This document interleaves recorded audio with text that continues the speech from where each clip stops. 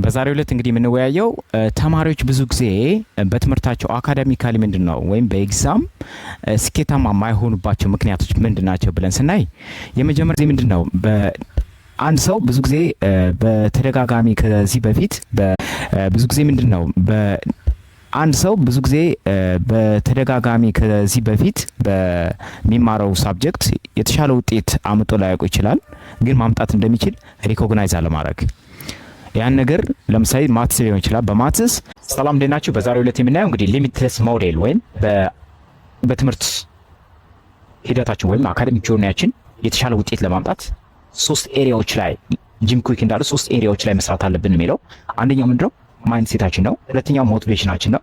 ሰላም በዛሬው ቪዲዮ የምናየው እንግዲህ እንዴት ነው ስፒድ ሪዲንግ በምናነበት ጊዜ ስፒድ ሪዲንግ ወይም በፍጥነት የማንበብ አቅማችን ማሳደግ የሚችለው የሚለው ያለብን ማስወገድ አለብን። ምክንያቱም በምናነብበት እያንዳንዱ ወርዶች ምን ማድረግ የለብንም፣ መጠቆም የለብንም።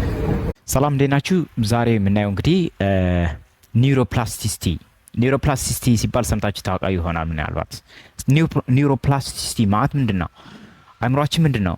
ልክ እንደ ፕላስቲክ ስትራች መሆን ይችላል። ወይም አእምሯችን ሁሌም አዳዲስ ሰላም እንዴት ናችሁ? በዛሬው ዕለት የምናየው እንግዲህ ለርኒንግ ሃው ቱ ለርን ወይም እንዴት መማር እንደምንችል መማር ማለት ነው። ወይም አእምሯችን እንዴት ነው በምንማርበት ጊዜ እንዴት ነው አእምሯችን ኢንፎርሜሽኖችን ጋዘር ማድረግ የሚችለው፣ እንዴት ነው በምን አይነት ሙድ ስንሆን ነው።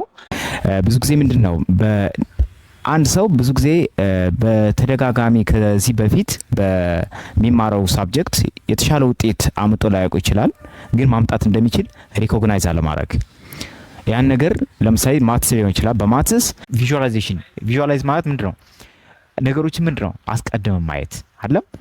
በአእምሯችን ፔንት ፒክቸር ኢን ዩር ማይንድ። ሁሌም አእምሯችን ላይ ምንድን ነው ያን ነገር የምንፈልገውን ነገር ስናሳካ ሊሆን ይችላል። የምንፈልገውን ነገር ቀድመን ማየት፣ ለምሳሌ የምንፈልገው ስኬት ካለ።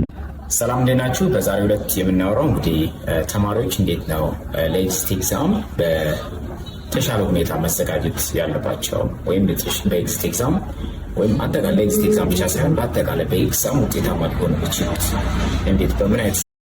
በዛሬው ዕለት እንግዲህ የምንወያየው ተማሪዎች ብዙ ጊዜ በትምህርታቸው አካዳሚካሊ ምንድን ነው ወይም በኤግዛም ስኬታማ የማይሆኑባቸው ምክንያቶች ምንድናቸው ብለን ስናይ የመጀመሪያው ምንድን ነው አንድ ሰው ብዙ ጊዜ በተደጋጋሚ ከዚህ በፊት ሰላም እንዴት ናችሁ? በዛሬው ዕለት የምናየው እንዴት ነው አንድ ተማሪ በትምህርቱ ወይም በአካዳሚክ ፐርፎርማንሱ የተሻለ የትምህርት ውጤታማነትና የተሻለ እውቀት መገንባት የሚችለው አይምሮ እንዴት ነው።